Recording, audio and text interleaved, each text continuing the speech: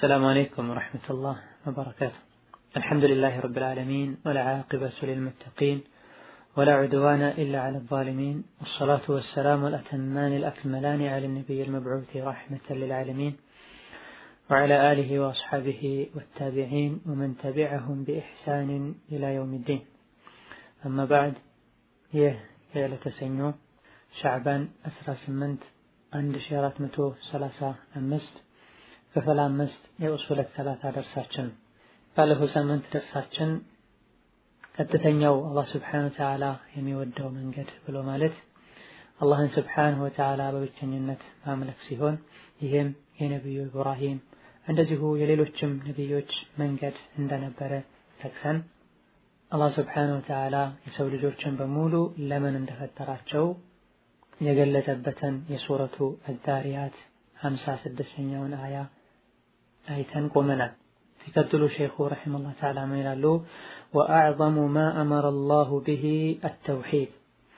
አላህ Subhanahu Wa Ta'ala የሰው ልጆችን ካዘዘበት ነገር ሁሉ ትልቁና ዋናው ትዕዛዝ አተውሂዱ ተውሂድ ነው። ወሁወ ተውሂድ ብሎ ማለት ኢፍራዱላሂ ቢልዒባዳ አላህን Subhanahu Wa Ta'ala በአምልኮ ብቸኛ ማድረግ ነው።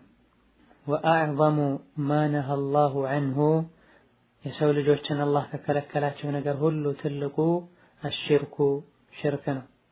ወሁወ ሽርክ ብሎ ማለት ዳዕወቱ ገይሪሂ ከአላህ ሌላ ያለን አካል ማምለክ ነው።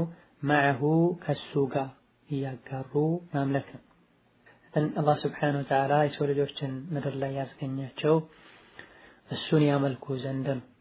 እሱን በብቸኝነት ማምለክና እሱን መገዛት ትልቅ ጉዳይና ቅድሚያ ሊሰጠው የሚገባ ነገር ነው። የሰው ልጆችን አላህ Subhanahu Wa Ta'ala በብዙ መልካም ነገሮች ተዟቸዋል።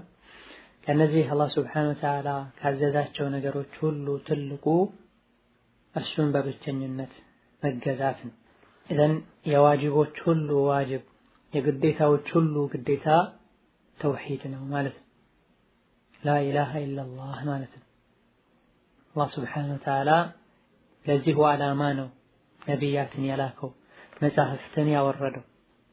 ይህን ጉዳይ በአግባቡ ተረድተው ጌታቸውን ለታዘዙ ሰዎችም ነው ጀነትን ያዘጋጀው።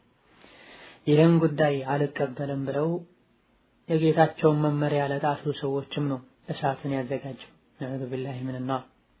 ተውሂድ ብሎ ማለት ሼኹ እዚህ ጋር እንደገለጹት ኢፍራዱላሂ ቢልዒባዳ አላህን Subhanahu Wa Ta'ala በአምልኮ ብቸኛ ማድረግ ማለት ነው።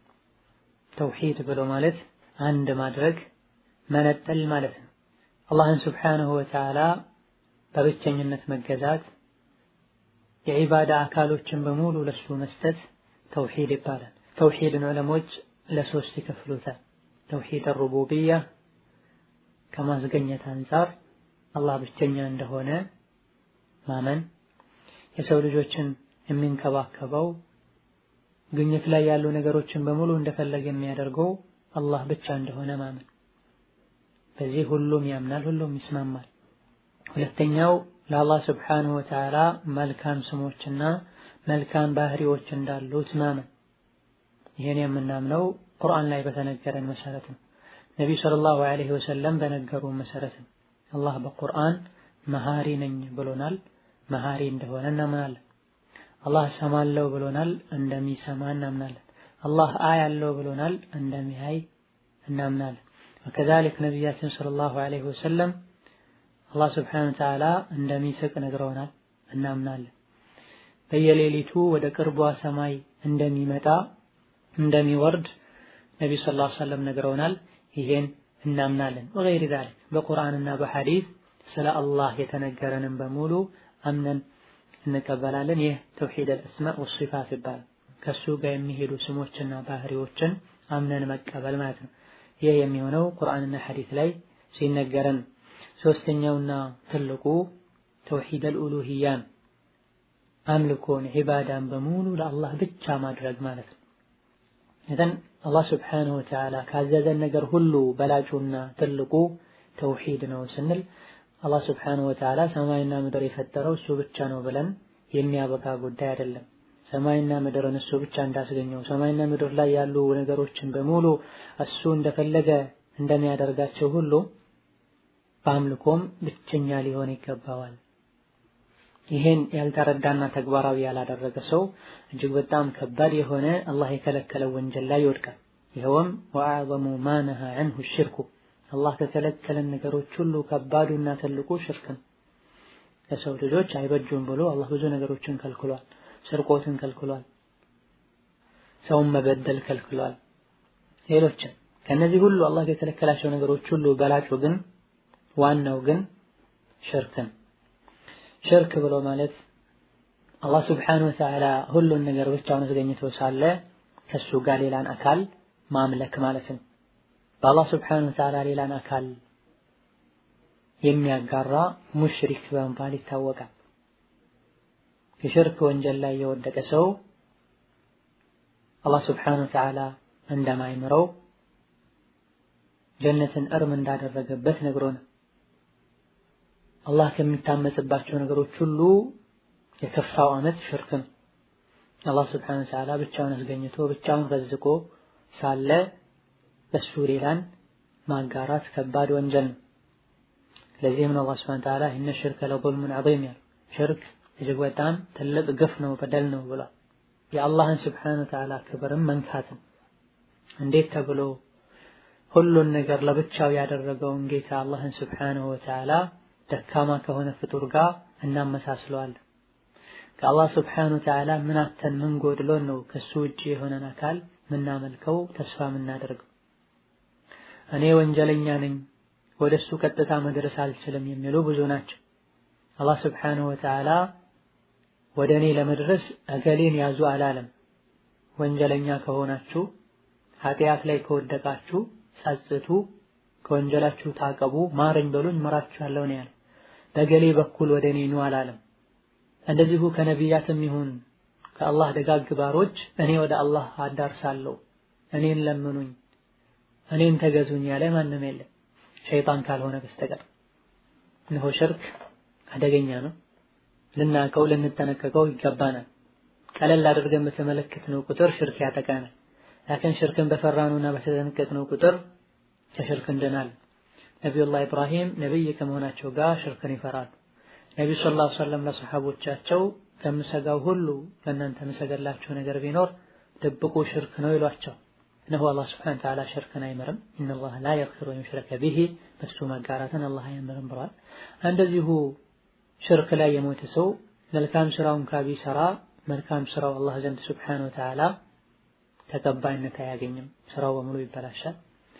እንደዚሁ ሽርክ ላይ የሞተ ሰው አላህ Subhanahu Wa Ta'ala እሳት ላይ እንዲዘወትር ያደርገዋል። ኢነል ለዚነ ከፈሩ ሚን አህሊል ኪታቢ ወልሙሽሪኪነ ፊ ናሪ ጀሀነመ ኻሊዲነ ፊሃ እነዚያ የካዱ በአላህ ያጋሩ ጀሀነም እሳት ውስጥ ነው የሚኖሩት በማለት አላህ Subhanahu Wa Ta'ala ተናግሯል። አብዱላህ ብን መስዑድ ነብዩ ሰለላሁ ዐለይሂ ወሰለም አዩ ዘንቢ አዕዘሙ ዐንደላህ ከወንጀሎች ሁሉ ከባድ ወንጀል አላህ ዘንድ ምንድነው ብሎ ሲጠይቃቸው አንተ ጀዐለ ሊላሂ ኒደን ወሁወ ኸለቀክ አላህ Subhanahu Wa Ta'ala ካልነበርክበት አስገኝቶህ ሳለ በሱ ላይ ሌላን አካል ማጋራትና ማሻረክ ነው በማለት መልስ ሰጥተውታል። ከአላህ ውጪ ያለ ማንኛውንም አካል አላህ ላይ ልናጋራ አይገባም ማንም ይሁን ማለት። ወደሊሉ ቀውሉሁ ተዓላ አላህ Subhanahu Wa Ta'ala ካዘዘን ነገሮች ሁሉ ትልቁና ዋናው ተውሂድ እንደሆነ ሽርክ ደግሞ የወንጀሎች ሁሉ ከባድ እንደሆነ ማስረጃው ወዕቡዱላህ አላህን Subhanahu Wa Ta'ala በብቸኝነት ተገዙት ወላ ቱሽሪኩ ቢሂ ሸይአ እሱ ላይ ማንንም ምንንም አታጋሩ በማለት አላህ Subhanahu Wa Ta'ala አዞናል። በዚህም የቁርአን አያ አላህ Subhanahu Wa Ta'ala ሰዎች በብቸኝነት እንዲገዙ ታዟል። በሱ ላይ ማንንም ምንንም እንዳያጋሩም ከልክሏል። የተፈጠረለትን ዓላማ የሚያውቅ የሰው ልጅ አላህ ያዘዘውን ትዕዛዝ ሊረዳ ተግባራዊ ለማድረግ ሊጥር ይገባዋል። የከለከለውን ነገር ደግሞ ከምንም በላይ ሊርቅና ሊጠነቀቅ ይገባዋል። ለሰው ልጆች የሚያስፈልጉ ነገሮችን ሁሉ አሟልቶ እንዳስገኘው ሁሉ መመለክ ያለበትም የሰው ልጆች ችግራቸውን መንገር ያለባቸውም ከሱ ብቻ ነው። ወላ ቱሽሪኩ ቢሂ ሸይአን አንዳች ምንም ነገር አታጋሩ፣ ትልቅም ይሁን ትንሽ ሽርክ፣ ወልይም ይሁን ነቢይ፣ ሰውም ይሁን ጂን በአላህ ሱብሓነሁ ወተዓላ አታጋሩ። በዚህ በቁርአኑ አገላለጽ በዒባዳ ማዘዘን ከሽርክ ከመከልከል ጋር አያይዞታል አላህ ሱብሓነሁ ወተዓላ። ዒባዳ ማድረግ ብቻ በቂ አይደለም። ዒባዳው ሰሒህ የሚሆነው ሽርክን ስንጠነቀቅ፣ ሽርክን ሳንጠነቀቅ ከሽርክ ሳንጠራ ዒባዳ ብናደርግ አላህ ዘንድ ተቀባይነት አያገኝም። ወዕቡዱላህ ብቻ ብሎ አላበቃም። አላህ ሱብሓነሁ ወተዓላ አላህን ተገዙት ብቻ ብሎ አላበቃም። ወዕቡዱላህ ወላ ቱሽሪኩ ቢሂ ሸይአ አላህን ተገዙት፣ በሱ ምንም አታጋሩ። ሶላት ከመስገዳችን በፊት ውዱእ እንደምናደርገው እየሰገድንም ውዱእ ከሚያጠፉ ነገሮች እንደምንጠነቀቀው ሁሉ ዒባዳ ከመስራታችን በፊት ራሳችን ከሽርክ ልናጸዳ ይገባል። ዒባዳ እየሰራን ሳለም ከሽርክ ልንጠነቀቅና ከሽርክ ልንጸዳ ይገባል። አንዴ ባደረኩት ውዱእ እድሜ ልኬን ሰግዳለሁ አይባል። ከዛሊክ ላኢላሃ ኢለላህ ከማለታችን ጋር የአላህን ብቸኝነት ከመቀበላችን ጋር ሁሌ ሽርክን ልንፈራ ልንጠነቀቅ ይገባናል። እዚህ ላይ በማስረጃነት የተጠቀሱት አያ ሱረቱ አኒሳ 36ኛው አያ አያተል ሑቁቅ አልዓሸራ በመባል የምትታወቅ የቁርአን አያ ናት። 10 ሐቆችን የዘረዘረች የቁርአን አያ ናት። ከነዚህ ከ10 ሐቆች ውስጥ በመጀመሪያ አላህ ሱብሓነሁ ወተዓላ የራሱን ሐቅ ጠቀሰ። ሸይኹም አላህ ካዘዘን ነገሮች ሁሉ ትልቁ ተውሂድ ነው፣ ከከለከለ ነገር ሁሉ ትልቁ ሽርክ ነው ብለው ሲያበቁ ይህችን የቁርአን አያ ደሊል ያደረጉትም በአንዲት አያ ውስጥ 10 ሐቆች ተጠቅሰው የመጀመሪያው ተውሂድ ስለሆነ ደሊል ያደረጉት ለዚህ ነው። እነዚህ 10 ሐቆች ማናቸው ካለን ሱረቱ አኒሳ 36ኛውን አያ ሙሉውን ስናነብ እናገኛቸዋለን። ወዕቡዱላህ አላህን ሱብሓነሁ ወተዓላ ተገዙ ብሎ በትእዛዝ አላህ ጀምሮታል። ወዕቡዱላህ አላህን ሱብሓነሁ ወተዓላ በብቸኝነት አምልኩ፣ ወላ ቱሽሪኩ ቢሂ ሸይአን በሱ ማንንም ምንም አታጋሩ። ይሄ አንደኛውና የመጀመሪያው ሐቅ ነው። የመጀመሪያው ትእዛዝ የአላህ ሐቅ ነው። በብቸኝነት ልናመልከው ይገባል። የሰው ልጆችን ሐቅ እንደምንጠብቀው ለአላህም ሐቅ አለው። ሐቁ ምንድነው? በሱ ማንንም አለማጋራት ነው። በሁለተኛ ደረጃ የወላጆችን ሐቅ ጠቅሷል። ወቢልዋሊደይን ኢሕሳና ለወላጆቻችሁ በጎ ሁኑ፣ ለዘመዶቻችሁ በጎ ሁኑ፣ ለየቲሞች በጎ ሁኑ፣ ለምስኪኖች በጎ ሁኑ። ዝምድና ኖሮት ከእናንተ ጋር ጎረቤት ሆኖ ለሚኖር ወገናችሁም በጎ ሁኑ። ዝምድና ያሌለው ጎረቤትም ካላችሁ ለሱም በጎ ሁኑለት። በተለያዩ ጉዳዮች የተገናኛችሁት ጓደኛችሁም በጎ ሁኑለት። መንገድ የተጓዘ እግር ጥሎት ሲያገኛችሁትንም ሰው በጎ ሁኑለት። ለባሪዎቻችሁም ለሰራተኞቻችሁም በጎ ሁኑ በማለት አላህ ሱብሓነሁ ወተዓላ አዟል። እነዚህ 10 ሐቆች ናቸው። ከነዚህ 10 ሐቆች ውስጥ መጀመሪያ አላህ የጠቀሰው የሱን ሐቅ ነው። ወዕቡዱላህ ወላ ቱሽሪኩ ቢሂ ሸይአ ነው። ይህ ምን ያሳያል? አላህ ሱብሓነሁ ወተዓላ ሙሂምና አንገብጋቢ የሆነውን ቀድሞ ጠቀሰ። እዘን የአላህን ሐቅ ሳንረዳ የአላህን ሐቅ ሳንጠብቅ የጎረቤት ሐቅ ብንጠብቅ፣ የምስኪንን ሐቅ ብንጠብቅ፣ የየቲምን ሐቅ ብንጠብቅ ተገቢ አይደለም። ሰዎች የአላህን ሐቅ ጠንቅቀው ሳያውቁ ተውሂድን ሳይረዱ ስለ የቲም ሐቅ ብናስተምራቸው፣ ስለ ጎረቤት ሐቅ ብናስተምራቸው፣ ስለ አኽላቅ ብናስተምራቸው የአላህን ሐቅ ማስቀደም ሲገባን የሌሎችን ሐቅ በማስቀደማችን አደብ ጥሰናል። የአላህን ሱብሓነሁ ወተዓላ ሐቅም ወደ ኋላ አዘግይተናል። የቁርአንን የዳዕዋ አካሄድና የነቢዩን የዳዕዋ አካሄድም ጥሰናል። እነሆ ነቢዩ ሰለላሁ ዐለይሂ ወሰለም ሙዓዝን ወደ የመን ሲልኩት ፈልየኩን አወለ ማ ተድዑሁም ኢለይሂ ሸሃደቱ አን ላ ኢላሃ ኢለላህ፣ እነሆ አንተ ወደ የመን ሄደህ ሰዎችን አስተምር፣ ለመጀመሪያ ምትመክራቸው፣ ምትጠራቸው፣ ዳዕዋ የምታደርግላቸው የአላህን ብቸኝነት እንዲቀበሉ በነቢ ሙሐመድ ሰለላሁ ዐለይሂ ወሰለም እንዲያምኑ። ይሄን ከተቀበሉ ስለ ሶላት አስተምራቸው። እዚህ የቁርአን አያ የሰው ልጆች ሊያውቁት ሊተገበሩት ከሚገባው ሁሉ ዋናው ተውሂድ እንደሆነ አላህ ነግሮናል። ወላ ቱሽሪኩ ቢሂ ሸይአን በሚለውም ደግሞ ዒባዳ ከሽርክ ጋር አብሮ እንደማይሄድ ዒባዳ ብቻ ማድረግ እንደማይበቃ የግድ ከሽርክ ልንጠራ እንደሚገባን አላህ ነግሮናል። ሸይአን ለሚለው ደግሞ እንደዚሁ ሽርኩ ትልቅም ይሁን ትንሽ የሚመለከው ወልይም ይሁን ድንጋይ አላህ ከልክሏል። ኢብኑል ቀይም ረሒመሁላህ ተዓላ ይላሉ والشرك فاحذره فشرك ظاهر فالقسم ليس بقابل الغفران وهو اتخاذ الند للرحمن أيا كان من حجر ومن إنسان يدعوه بل يرجوه ثم يخافه ويحبه كمحبة الديان شرك تتنككو قلت يهون شرك الله دبك يهون شرك الله إنه الله سبحانه وتعالى يفزم يما يمرو يهون شرك مالتم لا الله سبحانه وتعالى بتئم ما درقنو دنقا يمهون سو لا الله بتئي درقون دنقا يمهون سو ተስፋ የሚያደርገው የሚፈራው የሚወደው ልክ አላህ እንደሚወደደው የሚወደው የሆነ እንደሆነ እነሆ በአላህ አጋርቷል። አላህ Subhanahu Wa Ta'ala መቼም አይመራውም። እዘን አላህ ነው Subhanahu Wa Ta'ala በብቸኝነት ያስገኘን እሱን ብቻ ነው በብቸኝነት ልንገዛ የሚገባው። ቀጥለው ሼኹም ይላሉ فإذا قيل لك ما الأصول الثلاثة التي يجب على الإنسان معرفتها فإذا قيل لك يهون ሰው ቢጠይቀ بتتطيق ما الأصول الثلاثة ሶስቱ መሰረቶች ማን ናቸው التي يجب على الإنسان እያንዳንዱ ሰው ላይ ግዴታ የሚሆን معرفتها ማወቋ እያንዳንዱ የሰው ልጅ ሊያውቃቸው የሚገቡ ግዴታ የሚሆኑ ሶስት መሰረታዊ መርሆች ምንድናቸው ተብለህ ከተጠየቅ فقل ብለህ በል معرفة العبد ربه የሰው ልጅ ጌታውን ማወቅ ግዴታ ይሆንበታል አንደኛው መርህ ነው ودينه ሃይማኖቱን ማወቅ ግዴታ ይሆንበታል ሁለተኛው አስል ነው ወነብየሁ አላህ ያላከለት ነብይ ሙሐመድን ሰለላሁ ዐለይሂ ወሰለም ማወቅ ግዴታ ይሆንበታል ብለህ መልስ ሰጣል። አሁን ነው ሼኹ ረሂመሁላሁ ተዓላ የክታቡ ዋና ነጥብ የሆነውን ጉዳይ መዳሰስ የጀመሩት። የክታቡ ስም አልኡሱሉ ሰላሳ ነው፣ ሶስቱ መሰረታዊ ነጥቦች ማለት ነው። እስካሁን ስንጠቅሰው የነበረው እንደ መግቢያ የሚደረጉ ነጥቦች ናቸው። እነዚህ ሶስቱ ነጥቦች የዲን መሰረት ናቸው። እነዚህ ሶስቱን ነጥቦችን ማወቅ ከእውቀት ሁሉ ሊቀድም የሚገባው ጉዳይ ነው። ጌታውን በትክክል የሚያውቀው ጌታውን በአግባቡ የሚገዛው እነዚህ ነጥቦችን በአግባቡ የተረዳ ነው። ሼኹ ይሄን ፈጥረው አይደለም ያመጡት፣ አዲስ ፈጥረውት አይደለም። በተለያዩ ክታቦች ካሁን ቀደም ተጠቅሷል። ባይሆንሳቸው በአንድ ክታብ ቀለል ባለ መልኩ ለሁሉም በሚገባ መልኩ አዘጋጅተው አቀረቡት እንጂ ነሆ እነዚህ ሶስቱን መሰረቶችን ማወቅ ሶስቱን መሰረቶችን መረዳት ከሌሎች ዕልሞች ሊቀድም ይገባል።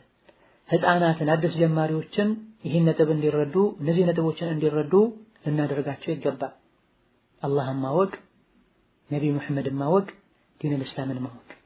እነዚህ ሶስቱ ነጥቦች አኺራ ላይ ቀብር ላይ የምንጠየቃቸው ነጥቦችም ናቸው። ቀብር ላይ የምንጠየቀውን ከወዲሁ አውቀን ተዘጋጅተን ተግባራዊ አድርገን ተለማምደን የሄድን እንደሆነ ቀብር ላይ አንደናበር።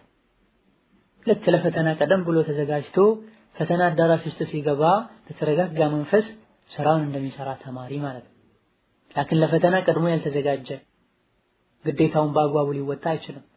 ወከዛሊክ አዱንያ ላይ አላህን ያወቀ ያዘዘውን የታዘዘ የሚከለከለውን የተከለከለ ነብዩን ያወቀ ያዘዙትን የታዘዘ የከለከሉትን የተከለከለ ዲኑል እስላምን ያወቀና ህጉን የጠበቀ ቀብር ላይ ሲገባ በተረጋጋ መንፈስ የሚጠይቀውን ጥያቄ መልስ ይሰጣል።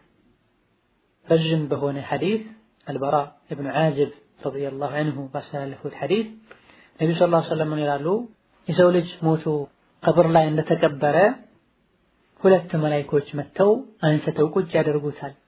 ጌታህ ማን ነው ብለው ይጠይቁታል። ሙእሚን ከሆነ አላህ ነው ይላል። ዲንህስ ምንድነው ተብሎ ይጠየቃል። እስላም ነው ይላል። ማን ነው ወደ እናንተ የተላከው ነብይ ተብሎ ይጠየቃል። ሙሐመዱር ረሱሉላህ ሙሐመድ ናቸው የአላህ መልእክተኛ ይላል። በምን አወቅ ተብሎ ሲጠየቅም قرأت كتاب الله فآمنت به وصدقت አላህ Subhanahu Wa Ta'ala መጽሐፍ አውርዶልናል ያን መጽሐፍ ቀርቼ አንብቤ አመንኩኝ። ቁርአን ላይ መልእክተኛ እንደላከልኝ አላህ Subhanahu Wa Ta'ala ብቸኛ ጌታ እንደሆነ አቅ ነበርና በዛ መሰረት ጌታዬን ተገዛሁኝ ብሎ መልስ ሰጣል።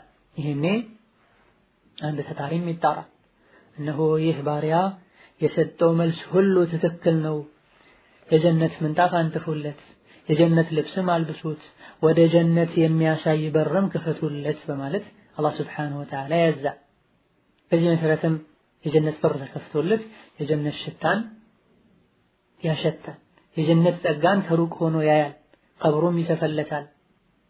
ላከነ ዱንያ ላይ ካልተዘጋጀ አላህን ስብሓነሁ ወተዓላ ካላወቀ ዲኑን ካላወቀ ነቢ ሙሐመድን ሰለላሁ ዐለይሂ ወሰለም ካልተከተለ ልክ ቀብር ላይ ሰዎች ቀብረውት እንደሄዱ የሚያስፈሩ ሁለት መላእክቶች መጥተው አንስተው ቁጭ ያደርጉታል። ማነው ጌታ ሲሉት ላ አድሪ አላቅም ይላል። እያለ እየተነፈሰ እየጮኸ ምንም አላቅም ይላቸዋል። ዲንህ ሃይማኖትህ ምንድነው በሚሉት ጊዜም አላቅም ሃይማኖት ምን እንደነበር ያ አዱንያ ላይ የውሸት ሃይማኖትን የያዘ ሁሉ ይደናበራል። ምክንያቱም ስሜቱን የተከተለ ነበር ያለው። ከንቱ የሆነ እምነትን ነበር የያዘው። ማስረጃ አልነበረው። አባት እናቶቹ የተጓዙትን መንገድ ብቻ ነበር የሚጓዙ። አኺራ ላይ ዲኔ ይሄ ነው እንካ ብሎ መናገር አይችልም። ሃይማኖት ይሄ ነው ብሎ መናገር አይችልም። አያኮራው። ምክንያቱም ጣረሞት ላይ ሐቂቃ ይገለጥለታል። አዱንያ ላይ ያለ ጣረሞት ላይ ሐቂቃ እውነታው ይገለጥለታል። ሚይዘው የሚጨብጠውን ያጣል። ቀብር ላይ ገብቶ እንደተኛ የሚያስፈሩ መላእክቶች መጥተው አንስተው ቁጭ አድርገው ማነው ጌታ ሲሉት አላቅም ነው። አያውቀውም። አዱንያ ላይ ያመልኩ የነበረው የውሸት አምላክ ሁሉ ይጠፋበታል። ሃይማኖትህ ምንድነው ሲሉትም አዱንያ ላይ ይኮራበት የነበረ ሁሉ የውሸት ሃይማኖቱ በስም ደረጃ ሁሉ አይጠራውም። አላቅም ሃይማኖቴ ነው። የተላከልህ መልእክተኛ ነብይ ማን ነው ብለው ሲጠይቁትም አላቅም። ይሄን አንድ ተጣሪ ይጣራል። ይህ ባሪያ ዋሽቷል። የእሳት ምንጣፍ አንጥፎለት የእሳት ልብስም አልብሶት ወደ ጀሃነም በርም ክፈቱለት በማለት ትዕዛዝ ይተላለፋል። የጀሃነም በር ተከፍቶ የጀሃነም ገለት የመጣ ይለበልበዋል። ቀብሩም ይጠባል የሆድ ዕቃው ካፍንጫ እስኪወጣ ድረስ በማለት ረሱል ሰለላሁ ዐለይሂ ወሰለም ነግረውናል። ነው እነዚህ ነጥቦችን አዱንያ ላይ ማወቅ አዱንያ ላይ ተግባራዊ ማድረግ አዱንያ ህይወታችንን በሰላም እንድንኖር ያደርጋል። አኺራ ላይ ስንሄድም ከመደናበር እንድንድን ከአላህ ቅጣት እንድንድን ያደርገናል። ግን ሶስቱ መሰረቶች ምንድናቸው ተብለህ ብትጠየቅ አንተ ሙስሊም ሆይ ፈቁል በል ማዕሪፈቱል ዐብዲ ረበሁ የሰው ልጅ ጌታውን ማወቅ አንዱና ዋናው የመጀመሪያው መሰረት ነው። በምንድነው ጌታውን የምታውቀው? በሰፊ ወደፊት ይመጣል። አላህ ሱብሓነሁ ወተዓላ በቁርአን ስለሱ ነግሮናል። ነብዩ ሰለላሁ ዐለይሂ ወሰለም ነግረውናል። ብቸኛ እንደሆነ መልካም ስሞችና ባህሪዎች እንዳሉት አላህ ነግሯል። ይህ የመሰረቶች ሁሉ መሰረት ነው። ዋናና አንገብጋቢ ጉዳይም ነው። ይሄን የተረዳ ሰው ዲኑ ላይ ይጸናል። የተለያዩ ብዥታዎች ቢፈጠሩበት ሁሉ መቋቋም ይችላል። አላህ ይበቃኛል ከሱ ውጪ ማንንም አልፈልግም ይላል። መንገደኛ ሁሉ አይጫወትበትም። የቂን ይኖረዋል። በዲኑ ይኮራል። አላህን ካወቀ አላህ ምንድነው የምናውቀው? በስሙ በባህሪዎቹ ቁርአን ላይ በነገረን መሰረት ነብዩ በነገሩን መሰረት በሰፊ ወደፊት ይመጣል። ወዲኒህ ሁለተኛው ዲኑን ማወቅ አላህ Subhanahu Wa Ta'ala ተጓዙበት ብሎ ያዘዘን መንገድ አለ። ነው አላህን ከማወቅ ቀጥሎ አላህ የትኛው መንገድ እንድጓዝ ነው ያዘዘኝ ብሎ ማወቅ ግዴታ ይሆንብናል። አላህ የከለከለን ነገር ማወቅና ማራቅ ግዴታ ይሆንብናል። በሶስተኛ ደረጃ ወነብዩሁ ሙሐመድን ነብዩ ሙሐመድን ሰለላሁ ዐለይሂ ወሰለም ማወቅ የሰው ልጆችና አላህ የሚያስተዋውቁት ነብዩ ናቸው። አላህ የሚወደውና የሚጠላውን የምንችለው በነብያት አማካኝነት ነው። ቁርአንን የሚወርደው ወደ ነብያት ናቸው ለኛ ለሰው ልጆች የሚያስረዱት። ነብዩ መሐመድ እንዴትኛውም የሰው ልጅ ሰው ቢሆኑ ላኪን ትልቅ ማዕረግ አላቸው። ይህን ትልቅ ክብራቸውና ማዕረጋቸውን የሚወስዱት ከአላህ Subhanahu Wa Ta'ala የተላኩ በመሆናቸው የሰው ልጆችን ወደ አላህ የሚጣሩ በመሆናቸው የሰው ልጆችን ከጥፋትና ከውርደት የሚያስጠነቅቁ በመሆናቸው እንጠቀል ባለ መልኩ ሼኹ ረሂመሁላህ ተዓላ በዚህ መልኩ አስቀመጡና በሰፊው ደግሞ ሲያብራሩት ነው ያሉ فإذا قيل لك من ربك ጌታህ ማን ነው ተብለህ ከተጠየቅ ከፊት ባጭሩ ጠቅሰውታል። አጠር ባለ መልኩ فقل معرفة العبد ربه ጌታውን ማወቅ የሰው ልጅ ጌታውን ማወቅ ግዴታ ይሆንበታል። ዲኑን ማወቅ ግዴታ ይሆን ነብዩን ማወቅ ግዴታ ይሆንበታል ካሉ በኋላ ጠቅል ባለ መልኩ ከተረዳን በሁለተኛ ደረጃ ይህን እስከነ ማስረጃው በሰፊው መረዳት ይጠበቅብናል።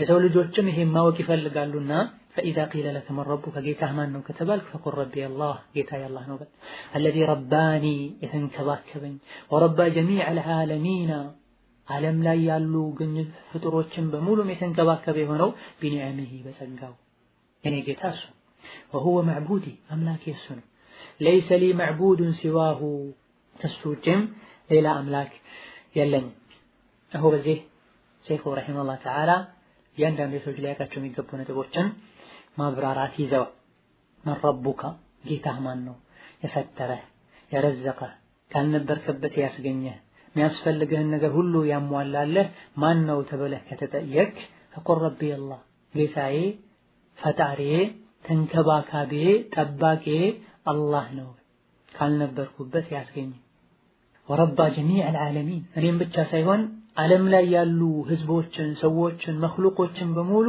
የፈጠረ የተንከባከበ የሆነው ጌታ አላህ ነው የኔ ጌታ በላቸው ነው የሰው ልጆችን ካልነበሩበት ያስገኘው አላህ ነው ምድር ላይ የሚያስፈልጋቸውን ነገር ሁሉ አሟልቶ እንዲኖሩ ያደረጋቸው አላህ ነው የአላህን ጸጋ ብትቆጥሩት አዘልቁትን ብሎና አላህ Subhanahu Wa Ta'ala ምድር ላይ በሰላም እንዲኖሩ ማድረግ ትልቅ ጸጋ ነው እንዲበሉ እንዲጠጡ ማድረግ ትልቅ ጸጋ ነው የሚታዩና የማይታዩ ብዙ ተቆጥረው የሚያልቁ ጸጋዎችን አላህ ሰጥቷል ከዛ በፊት ምንም አልነበርንም فلا تعالى الإنسان حين من الدهر لم يكن شيئا مذكورا የሰው ልጅ የማይታወቅ ሆኖ ለረጅም ዓመታት ኖሯል የት ነበር የሰው ልጅ የሚባል አልነበረም አላህ Subhanahu Wa Ta'ala በፈለገው ጊዜ የሰው ልጅን አስገኝቷል ምድር ላይ ውብ አድርጎም ፈጥሮታል መናገር የሚችል ማሰብ የሚችልም አድርጎታል የሚጎዳውና የሚጠቅመውን ለይቶ የሚችልበትን አእምሮም ሰጥቶታል እነሆ ካልነበርክበት አስገኝቶህ ያስፈልግህን ነገር ሁሉ አሟልቶልህ የፈጠረህ እሱን በብቸኝነት እንድታመልከው وهو معبودي አምላኬ እሱ ነው ሌላ አልፈልግም ليس لي معبود سواه ከሱ ውጪ ሌላ አምላክ የለኝም እኔ ይሄን ሁሉ ለታብሎልኝ ጠብቆኝ ተንከባክቦኝ ለምን ሌላ አመልካለሁ والدليل قوله تعالى ለዚህ ማስረጃ የአላህ Subhanahu Wa Ta'ala ቃል ነው الحمد لله رب العالمين ምስጋና ለአላህ ይገባ የዓለማት ጌታ ለሆነው وكل من سوى الله ከአላህ ውጪ ያለ በሙሉ ዓለም ይባላል وانا እኔ ደግሞ واحد አንዱ ነኝ من ذلك العالم ዓለም ላይ ካሉ ፍጡሮች መሃል አንዱ ነኝ አላህ የዓለማት ጌታ ከሆነ እኔም ዓለም ውስጥ ነውና ያለሁት ዓለም ውስጥ ካሉ ፍጡሮች አንዱ ነኝና ጌታዬ አላህ ነው ሐምድ ብሎ ማለት ውዳሴና ምስጋና ማለት ነው አላህን ማመስገን ብሎ ማለት እሱን ከመውደድና ከማክበር ጋር ማጥራት ማላቅ ማለት ነው ረብ ብሎ ማለት ደግሞ የሁሉ ነገር ባለቤትና አለቃ ማለት ነው ከአላህ ውጪ ማንም ረብ አይባልም በኢዳፋ መልኩ ካልሆነ በስተቀር ረቡል በይቲ ረቡድ ዳሪ ካልተባለ በስተቀር ዓለሚን ማለት ደግሞ መላው ፍጡር ማለት ነው ይህች የቁርአን አያ አልহামዱሊላሂ ረብል ዓለሚን ተከላሉ ተነባ መታለፈ አያ አይደለችም አልহামዱሊላሂ ረብል ዓለሚን ምስጋና ለአላህ Subhanahu Wa Ta'ala ይገባው የዓለማት ጌታ የዓለማት አስገኝ ዓለም ላይ ያሉ ነገሮች ሁሉ ተንከባካቢ ጠባቂ ለሆነው ጌታ አላህ Subhanahu Wa Ta'ala አልহামዱሊላሂ ረብል ዓለሚን ስንል ዓለም ላይ ካሉ ፍጡሮች መሃል አንዱ ነኝ ከአላህ ውጪ ያለ በሙሉ ዓለም ይባላል የዓለሙ በሙሉ ጌታ አስገኝ ተንከባካቢ ጠባቂ አላህ ነው እኔም ከነዚህ አንዱ ነኝና እኔ ተንከባካቢ ጠባቂ ካልነበርኩበት ያስገኘኝ አላህ ነው Subhanahu Wa Ta'ala ቁርአን ላይ ከቢስሚላሂር ረህማኒር ረሂም ቀጥሎ የመጀመሪያ አያ አልহামዱሊላሂ ረብል ዓለሚን የጀነት ሰዎችም የውዳሴያቸው ፍጻሜ አልহামዱሊላሂ ረብል ዓለሚን ጥሩ ነገር ሲገጥመን አልহামዱሊላሂ ረብል ዓለሚን ነው አላህ Subhanahu Wa Ta'ala እናመሰግነዋለን እናወድሰዋለን ከክብር ጋር ከአላህ ውጪ ያለ አካል ቢመሰገን ለሆነ ጥቅም ሊሆን ይችላል ሁሌም እናመሰግነው አላህን የተሟላ ምስጋናና ውዳሴ ባለቤትም አላህ Subhanahu Wa Ta'ala አላህ Subhanahu Wa Ta'ala ከማስገኘት አንፃር ከመፍጠር አንፃር ፍጡራንን ከመንከባከብ አንፃር ብቸኛ እንደሆነ ሁሉ በአምልኮም ብቸኛ ሊሆን ይገባዋል وكل من سوى الله عالم الله ውጪ ያለ በሙሉ ዓለም ይባላል وانا واحد من ذلك العالم من ذلك العالم ከዚህ ዓለም እኔ አንዱ ነኝ ሰማይ ምድር በዛ መሃል ያሉ ነገሮች በሙሉ አስገኛቸው፣ ጠባቂያቸው፣ ተንከባካቢያቸው አላህ ከሆነ እኔም እዛ ውስጥ እገባለሁ። ይሄን ሁሉ ያደረገልኝን ጌታ በብቸኝነት አመልካለሁ ብለህ መለስ ይላል። እኔ አንደኛው መሰረት ሲሆን ከዚህ ተያያዥ የሆኑ የሚቀሩ ነጥቦች አሉ። ኢንሻአላህ በቀጣይ ደርስ የምናያቸው ይሆናል። ወቢላሂ ተውፊቅ። ሰላም አለይኩም ወራህመቱላሂ ወበረካቱ።